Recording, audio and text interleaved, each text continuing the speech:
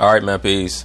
So for many of you brothers who've been on my channel for a long time, you'll know that I have a series on the Catholic Church called The Pedophile Church, in which I delve into some of the historical aspects of what we call today the Catholic Church, which itself is of direct lineage and origin from the Babylonian Kemetic mystery school system.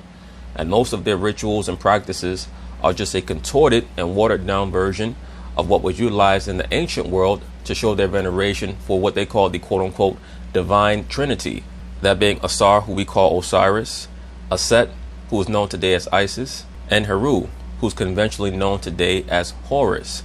There are many other terms or names for this quote-unquote divine trinity on the left-hand side, but that is who is commemorated and who is worshipped in the major religions of today. And that is one of the last tricks of quote-unquote Satan, the adversary for the elect, who provides the energy for Lucifer or Luciferianism, which once again is just the quote-unquote divine trinity on the left-hand side. I mentioned in the series that I did on the Catholic Church, which is called the Pedophile Church, that they were going to use a lot of the more salacious storylines revolving around the church, involving molestation and things of that nature, to try to demonize the scriptures, because they understand how the human brain works. The human brain works associatively. So naturally, when people think of the Bible, they're going to think of the Catholic Church. And when they see that there are so many unseemly stories surrounding the Catholic Church when it comes to how they treat children, that's going to make them look upon the Bible with a very suspicious eye as well, especially since most people do not do any real reading or investigating for themselves. They go by hearsay. Well, once again, Mr. Timothy Dolan has decided that he's going to sit down with the panel of the CBS Morning News and discuss many of these stories, as well as the book that he has coming out. So, of course, they're going to talk about it, and I'm going to chime in. Religious beliefs in America are changing. A recent Pew Research Center survey found 65% of American adults describe themselves as Christians.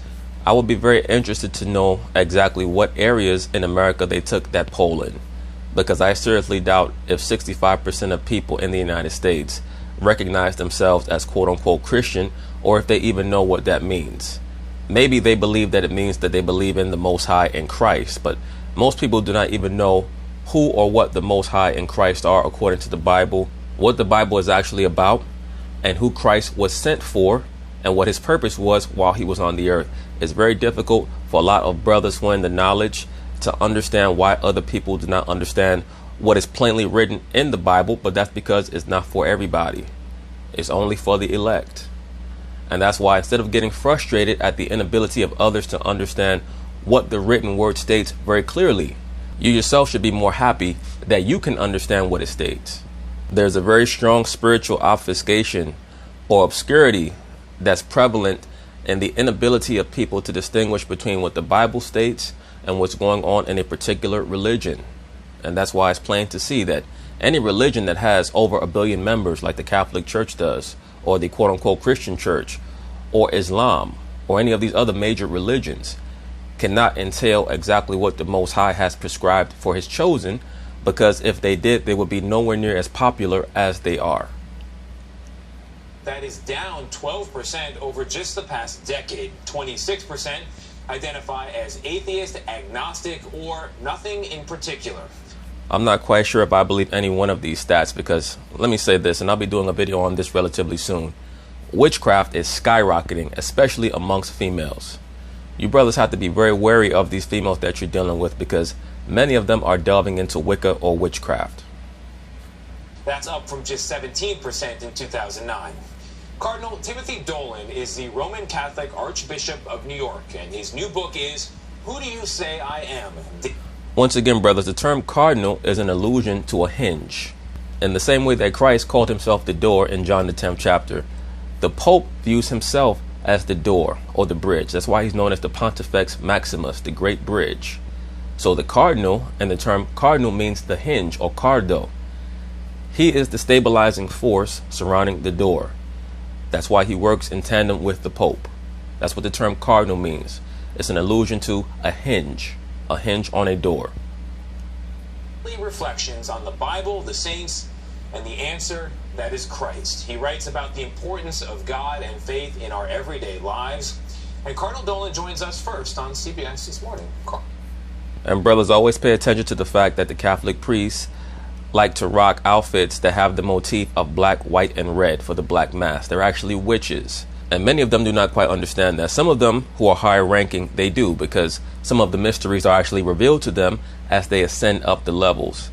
But if you pay very close attention, you'll see that the color motif of their attire tends to be black, white, and red for the black mass, or the venerators of Pan. Tony and Anthony, appreciate welcome, the invitation. Thank you. Good to have You got me in a good, because I'm usually here at Christmas, so I'm in the spirit already. Thanks. Very good. And as most of you know by now, the all black is for Saturn. Very good. So getting in the spirit for this segment, I looked at the devotional for this very day, and it is, the first line is becoming more and more clear that our society is looking down on religion. And on that point, I think indisputably one of the reasons why is people look at the sex abuse scandal that the Catholic Church has been plunged into. Once again, I stated this point blank in one of the editions of the Pedophile Church series that I've done on the Catholic Church, that the mainstream media, and I believe that they're working in tandem with the Catholic Church to promote the notion of the Catholic Church being associated with pedophilia, because they're actually ready to unveil themselves. And we're going to see this as this society continues to go down the drain. Eventually, many of the more prominent members of these religions are going to start to come out of the woodwork and state that the quote-unquote God that they've been teaching you about is actually the goat God. They're going to tell you to let go of the Bible and grab onto other tomes, other manuals for belief. And they're already in the process of doing that right now, but they're trying to wean people incrementally away from the scriptures and more towards the worship of themselves. And they wonder, and I say this as somebody who has 3 generations of Catholics in New York, it stopped with my generation. I ask you as a journalist, but also as somebody with that lineage, how could this have happened, and why the Catholic Church and not Islam or Judaism or evangelical Christianity? Why did this scandal engulf your church in particular? The reason why this scandal engulfed the quote-unquote Catholic Church is because they prohibit their quote-unquote priests to marry. And that was something that Paul himself alluded to will be a sign of the end times when you read 1 Timothy, the 4th chapter, I believe around about the 3rd or the 4th verse. He said, forbidding to marry, commanding to abstain from meats. What was Paul alluding to at that point? He was talking about what they're calling today veganism, which they're using as a veneer to promote the worship of animals. But I'll be touching on that more in other videos. That's why they're always talking about go green. And now they're trying to claim that one of the reasons why the earth is going through quote unquote global warming, or the release of toxic gases that are destroying the atmosphere, is because mankind is eating meat. That's how desperate they are to get you to stop eating meats and to start worshiping the animals and quote unquote nature. That's an allusion to witchcraft and also to the mother goddess. But just getting back to the point, the Catholic Church is embroiled in a lot of these issues because they prohibit their priests or their representatives from getting married to women. And once again, that goes back to the worship of the mother goddess. The quote unquote goddess Cybele had a priesthood or priestly class who were forbidden to get married. And beyond that, they were forced to castrate themselves. They were known as, if I remember correctly, the Galli. I believe I mentioned them in other videos, spelled Galli. They were the priestly class of Galli and her son Attis. And the term Attis was just another name or the Phrygian version of the quote-unquote god Tammuz or Heru. And the term Attis actually translates to the man of sin. And that's what Paul was alluding to in 2 Thessalonians, the 2nd chapter, when he talks about the man of sin. That wasn't just talking about the so-called white man. That was also an allusion to the left-hand version of Christ, or the Lucifer on the left-hand side, that being Attis or Heru. He sits in that throne as if he is God, or he is the power. That's talking about the quote-unquote God head or God body on the left-hand side. It's not just talking about the so-called white man per se. Now we know the modern representation of the deities of the earth normally have been Europeanized, because this is the so-called white man's time to rule.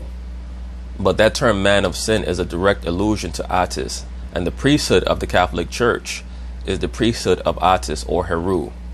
That's why they're not allowed to get married to a woman. A man is not only supposed to have one woman, he can have more than one, depending on his ability to preside over them, and as long as they're in their right mind. Sometimes we wonder that ourselves, Tony, because as a matter of fact, it has engulfed all faiths. all levels of society and culture. It's a cultural societal problem. It's laser beamed on us because rightly people expect more of the church. Yeah. And when the church falls and commits this kind of nauseating sin, it's going to bring more attention to it, and it should. Once again, at the upper levels of the Catholic Church, they do not mind being embroiled in this overall narrative. They don't care, because they're trying to normalize relations between men and boys anyway. You're going to start seeing more of that. Once again, brothers, before this society goes down, you're going to see a 30-year-old man dressed up in a tuxedo walking down the block with an 11-year-old boy in a bridal gown. I promise you that. 11 years old, 12 years old, 13 years old. Because that's the next phase. They've already gotten people to accept the homosexual and lesbian movements. Now they're in the midst of pushing the transgender aspect. The next aspect, and the most important, is the man-boy love, or the pederasty aspect. It's what's known as a catamite. A catamite is a boy lover of a grown man. And that's what they're trying to push and promote in a very surreptitious way. That's what's coming next. Not only have we in the past committed these sins, we're hypocritical because we're the ones that have preached against it, and it just upsets people that the very ones that are preaching against it have been guilty of it. You said at one point your own mother was embarrassed to be a Catholic. Oh my Lord, my own mom, who's in a beautiful assisted living out in Washington, Missouri, she said, I'm not going down to the dining room. Most of the time she said, I like going there because they're asking about you, your son who's the priest. But so what did you say to your mother? What did you say? I said, Mom, I'm embarrassed too. We're all embarrassed. And out of this embarrassment, I trust is going to come renewal. You're not that embarrassed. You know that that's a culture in your institution. You've been a part of the Catholic Church for damn near 50 years. So you've known of many priests who are engaging in those hijinks. That's assuming that you were not doing those things yourself. And hey, birds of a feather, they flock together. I'm not going to cast aspersions necessarily on this dude, but once again, birds of a feather flock together. Reform, and I think it is. Well, Cardinal, I mean, this is decades long. I mean, there is definitely a reckoning in society. You're absolutely right about that. But at all levels and all layers, all industries. But at the same time, there's not that much of a reckoning, Tony DeCoble, because you guys just let a story go by the wayside that was extremely relevant, especially in association with this case right here, that being Kevin Spacey, who has been accused by many people of being a sexual degenerate in Hollywood who harasses young boys. And you guys let that story slide. Why is that? Because the plight of young boys is not relevant in Western or Europeanized societies anymore. You guys are all about the woman. Everything is about promoting the victimization or the victimhood of the woman so that you can push and promote the mother goddess energy. The Catholic Church is a decades-long scandal, thousands of victims, billions of dollars in payments. Is it not categorically different? It's set aside and apart, and what changes were made to fix what the problems were so that people who are still interested, thinking about the next generation, will come back? Well, thanks for reminding us that there have been changes, and those changes started in 2002 with what we call the Dallas Charter, which you all and journalists have done a very good job of reporting on. So there was a tsunami shift in 2002 that the church said, hey, you know what? We've been an example of what not to do in the past. Now we need to be an example of what to do. And the past 17, 18 years, there would be tangible, verifiable data that we are ahead of this and that we cleaned up our act. You cannot be ahead of a process that's firmly ingrained in what your church is all about. It's very important that they maintain the concept of pederasty because they believe in what's known as sex magic. That's why I state, and that's why I highlighted at the beginning of this video, that the color scheme of the priest's attire is black, white, and red, because that's an allusion to Pan. For those of you who don't know, the quote-unquote woodland god Pan, who was part man, part goat, was also the god of man-boy love. Another name for him was Ainus. I believe it's spelled I as in India, N as in Nancy, U as an umbrella, U as an umbrella, S as in Sam, in which, as the half man, half goat, he also engaged in sex with animals. So that's another reason why they're trying to push this concept of the animals being equal with human beings. You are supposed to respect the quote-unquote animal kingdom, but the animals were placed on the earth to serve man. That does not mean that they deserve to be abused, but they're not on the same platform as humans. Reported on it that, what, about 3 weeks ago, Judge Barbara Jones, an acclaimed federal judge, that I had asked a year ago. I said, would you please, my people still don't seem to believe us, that we have reformed and cleaned this up. Would you do a scrupulous study of all the procedures that we've done in the Archdiocese of New York? Here's the key.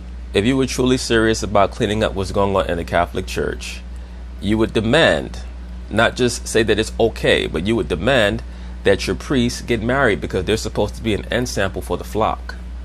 That's if you truly believed in your concept of marriage, which even the Catholic Church understands that marriage for the most part is a sham. That's a money racket in this society or in this system. There was a time where the Catholic Church, they would very rarely even give out marriage annulments. They don't even give a shit about any of that anymore because they know that it's mostly corporate. But just getting back to the point, if you're supposed to preside over the flock, one of the best ways for you to do that is to be an example. I'm talking about over the Catholic flock. I'm not talking about over the elect. But just within their little framework, if they truly were trying to show how to be a light unto their sheep, you would think that one of the main things that you're trying to instruct the people who believe in your doctrine is the importance of family. How could you do that if you've decided that you're going to prohibit a man being with a woman? I'm not talking about a man making an independent choice that he does not want to be bothered with what he might view as the distraction of women. But you're saying you're not allowed to have a woman? No, that's not of the Most High.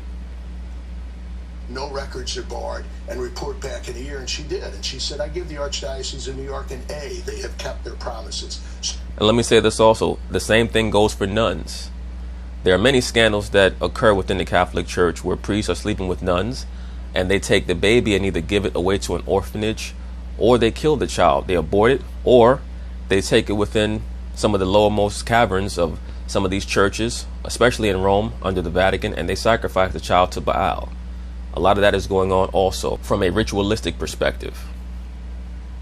It was bad in the past, but I think now, I hope we're a sign of reform and the way to handle this.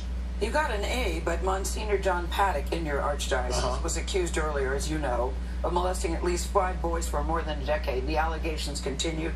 He stepped down, but he was allowed to continue working. Why? Yeah, well, what can you tell us about him and why you made that decision? That was about 10 years ago. An accusation came in against Monsignor Paddock, so that's probably the one you met, Gail, and that he was allowed to stay in. So by what the charter tells us to do, we hand it over to the police. This year he was accused of molesting for more than a decade. That's he denies the allegations. That's recent. But the first one, we looked. The DA looked into. Forensic outside investigators looked into.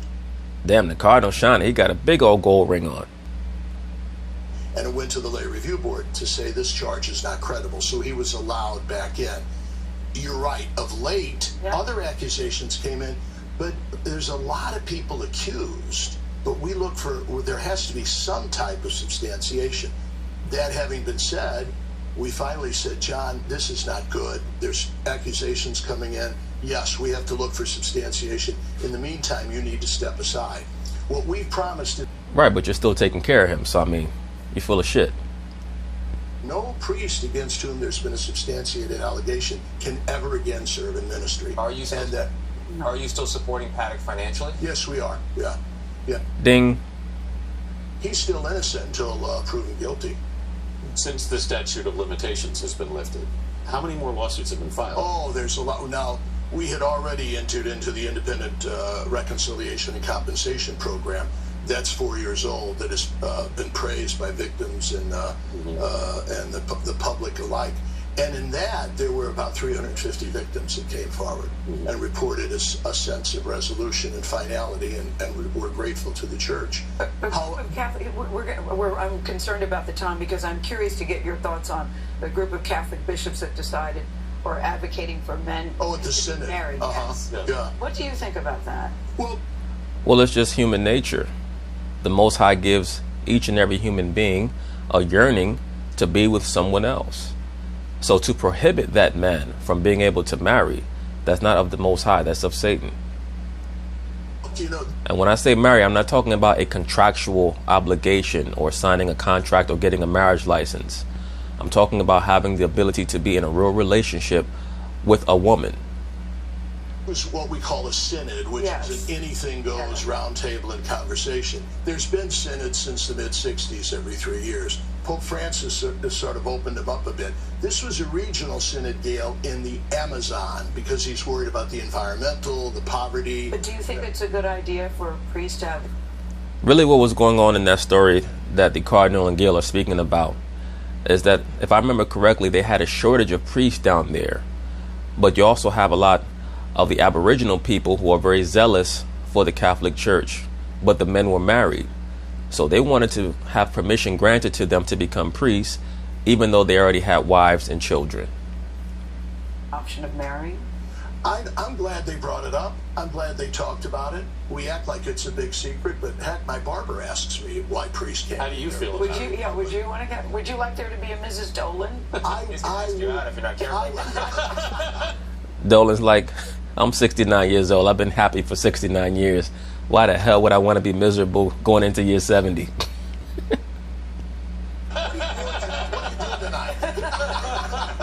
Dolan trying to kick game to Gail. Hey, bet money Dolan could get a date with Gail. Should show up with a damn nun outfit on, trying to play freaky. Look, I would love to be married and have kids. Stop lying. You know what? Pope Paul VI said, you shouldn't be a celibate if you don't want to be married and have kids. Celibates are different than bachelors. Celibates want to be a father and want to be a spouse, and they transfer it to their allegiance to the church, which is their family. So a desire to be a father and a husband is a healthy, normal, beautiful thing, and I've got it. Right, but that's not really what Gail was asking you. But I see what you're doing here. You're trying to divert the overall energy and topic of the question into something else. Really what Gail is asking you is, do you think that the church should change the rule on prohibiting priests to marry? Do I regret not being married? Well, I might miss it, but right now, celibacy I find to be extraordinarily rewarding and liberating. In other words, I don't need any aggravation. I don't need a headache. I'm pushing 70 years old. I can't even get an erection anymore anyway. I'm good. All right. Does that help? Thank you. Yeah, that does help. Say the name of the book, will you? The name of the book is Who Do You Say I Am? And it's a reflection for every day of the year. Yes, daily reflections on the Bible, the saints, and the answer that is Christ. Very interesting that of all the verses that he chose to use for the cover of his book, he wanted to use the verse that says, "Who do you say I am?" which, of course, can be an allusion on the left-hand side to Luciferianism, the worship of oneself.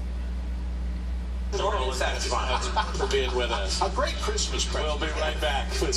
But anyway, that's basically it on that. This will be an ongoing series. The name of this series, if I did not mention it already, is going to be The War Against God.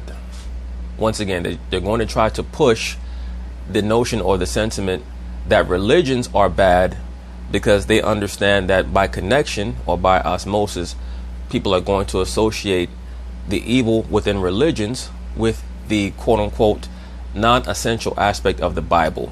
They're trying to pull people away from the Bible. Not as if most people even read the Bible anyway. Most people don't. But as we're moving more towards that time of great revelation, they want the people to be as hopeless as possible so that whatever message is presented to them by the government or television, they're going to be very willing to accept. But anyway, peace.